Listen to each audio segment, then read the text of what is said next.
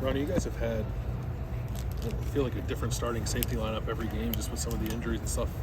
But I guess all six of you have kind of been in that mix, have all played well. Like no matter who's out there, it kind of looks the same. Like how much pride do you all take in that, and what's it taken to get the room to that point? It's huge. I was asked kind of quite a few times preseason, what is it like to have depth in the room, and this is one of the main reasons why it's such an advantage to have. Just because you never know who's going to be ready, you never know who's going to get injured, things like that. So just to be comfortable with anyone out there is just a huge benefit for us and our team. In the room, is it competitive between all of you, or is it more like supportive, when like the guys that step up and do his job? Like how do you all kind of motivate each other? I think it's just a great combination of both. We all kind of have a mindset we want what's best for the team, but at the end of the day, as a player, as an individual, you want to compete and get the starting job, and you want to play. Just because we all have our own individual goals and aspirations, but I would say it's just a really good combination of both. You've been the one guy that's been the constant out there in all those lineups. Do you feel that responsibility to make sure that you're really consistent and reliable, so the other guys can feed off you? Yeah, for sure. That's what's asked of you when you're a leader on a team, or especially on the defense, and especially in a specific DB room that I'm in. So whatever the coaches need from me and whatever the guys need from me as well, they know I'm there for them. What have you seen from Jyaire just over the course of his first year to get to where he is now and be able to contribute for you guys? I like Jaire's mindset. Since day one he's come in, he's always kind of had that edge to him, that kind of grimy edge, that hard-working edge. So I knew that when his time was called, when his number was called, that he was going to be ready. Ronnie, I know you have faith in all your teammates because you see them every day in practice, but when it's true freshmen, whether it was Denzel last year getting thrown in there against Minnesota or Jyaire against Wisconsin, is there maybe a moment out there on the field when like it kind of validates the belief you already had, whether it's a play or just like seeing it in their eyes that they're genuinely not scared to be out there? Yeah, for sure. I mean, it's a difference between doing it in practice and then when the lights are on in front of 105,000. But like I said, and like you said earlier, I've definitely had the faith in those guys, and I've seen them do it a number of times. So for them to go out there and do their job, it was just like, okay, I knew you could do that. Let's build up of them. Let's get better. So as a veteran, when you see that moment click for them, I don't want to say you stop doing your job because you're still going to communicate with them and like be a hover for them as a safety is supposed to be. But do you kind of shut off some of that worry that maybe that might be a weakness out there on the field? I would say a little bit more at ease, knowing that they can do it. Like I said, in front of 105,000 people and stuff like that. But now it's just a matter of, okay, you've done your job, you've done that. Let's get better on it and stuff like that. Hey, Ronnie, can you scoot up to My fault. JK said that you and Josh were two of the veteran guys that he was leaning on as he was getting ready for that game. What are the things you were trying to tell those young corners to make sure they were prepared to play? Mainly just stay calm and poised. A lot's going to happen out there, but we got to snap and clear. And whatever happens, you got to be ready for the next play. Our coaches do a great job of preparing them and stuff like that. So I wasn't really worried about game plan and their abilities and stuff like that. It was more of just, it's your first time out here starting, but you've been doing this all your life, so don't be surprised when you making the plays and stuff like that. What was that moment? What was that moment in preseason camp or whatever when you noticed Jyaire might be able to answer this bell? If you know what I mean, where did it strike you that he would be capable of something like this? Early, Jyaire, he kind of showed signs like Denzel. The first few times he was out there, you're like, okay, this guy, he got something to him. And Jyaire kept building off of that. So, I mean, since our offseason, I was kind of looking for Jyaire to, come in because I wanted to see him live. I wanted to see him make some plays. So I'm just glad he got the chance to do it. Yeah, and how would you describe it? Is it guts? Is it aggressiveness? How would you describe that edge that you see when a guy's got it? Yeah, he's very aggressive, and he's willing to take a chance to go make a big play. And I think you need that in the corner. That's how you make the big plays and stuff like that. And that's what I like about Jyaire. He's not scared. You're a leader of this team, right? What are y'all reinforcing this week? Rutgers are coming in; they're a prohibitive underdog, 39 points. Where you even call it? I know you probably don't care about all that, but what are y'all just reinforcing as this week goes on? Our competition is us. We come into this building and we try to be the best version of ourselves and beat who we were yesterday. That's been our mindset, this whole season, and we're just honing on it this week. And what makes Rutgers dangerous? What have you seen from their offense that just you guys have to have an eye on? They're a creative offense. They like to do different stuff. They like to give you, the unbalanced looks, just the weird looks they're not so traditional in offense. But you stay true to your cues and have good eye control. You'll be good.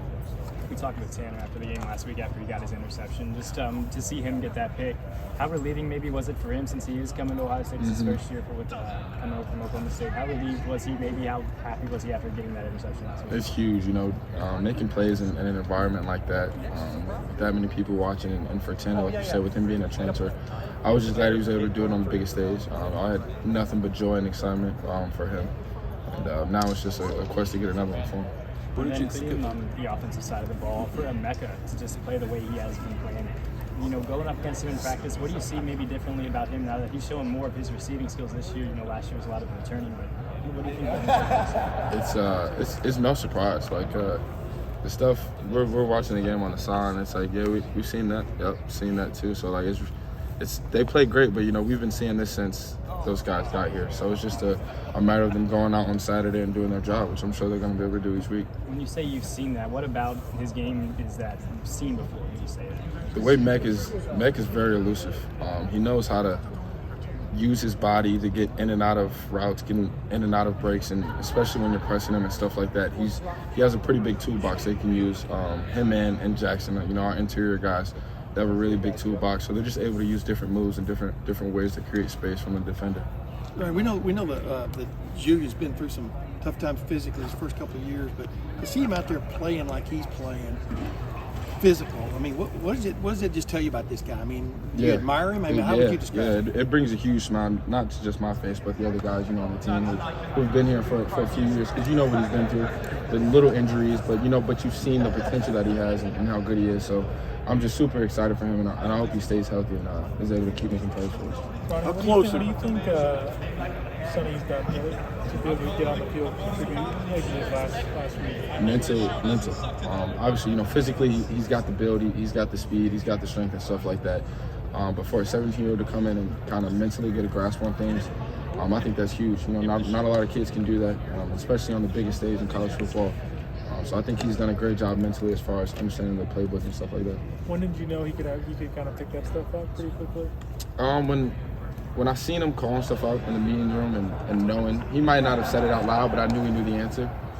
So once I seen him able to do that stuff, once he was able to evaluate formations and stuff like that, I knew he was going to be good. Because his physical, that's nothing for him. So it was all mental. Rutgers has had some quarterbacks dealing with injuries. How do you kind of prepare for that when it could be any one of 2 or 3 quarterbacks playing?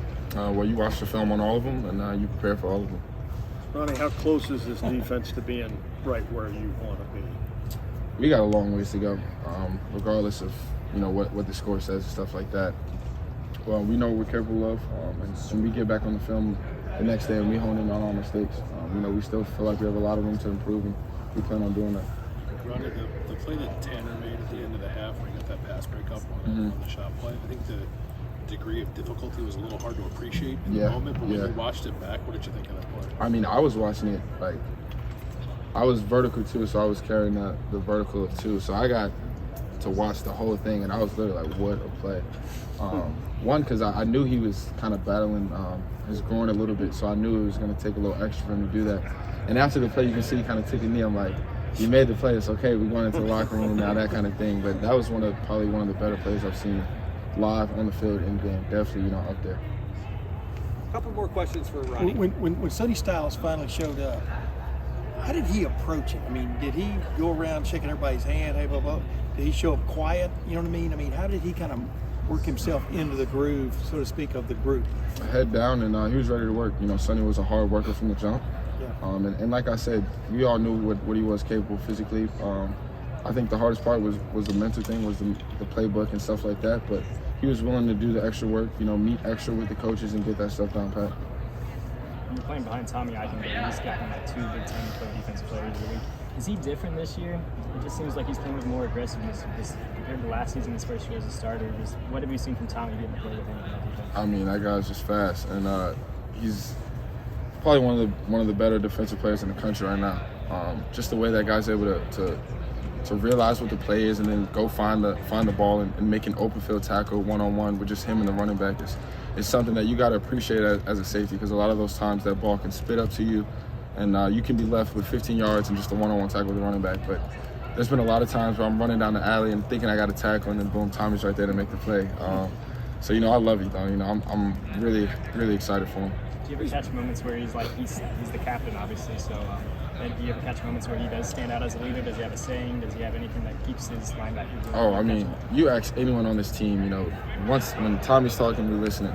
You know, you ask anyone who would they take in the dark alley with him, they're saying Tommy Eichenberg. So it's that kind of thing, you know, when he talks, we listen. Because he doesn't talk much, does he? Yeah, it's not much. So you know when he's saying something, it's real. I'm not disputing necessarily that he's fast, but is some of this also the way that Jim Knowles is using him? Oh, most definitely. This year? Like, yeah, it seems most like it's unlocked something. Yeah, most definitely. Coach, I've said it plenty of times. You know, Coach Knowles wants us to play fast, and he wants us to play offense on defense. And I think Tommy is a huge example of that. The way he's running through gaps and stuff like that. You led the team with 100 tackles last year. Are you okay having a linebacker lead the team in tackles? I think that's how it's supposed to be. So, yeah, I am okay with that. That's the model, right? Yeah. So you're not annoyed at all that he's Not taking at some of all. your tackles? Not at all. All right.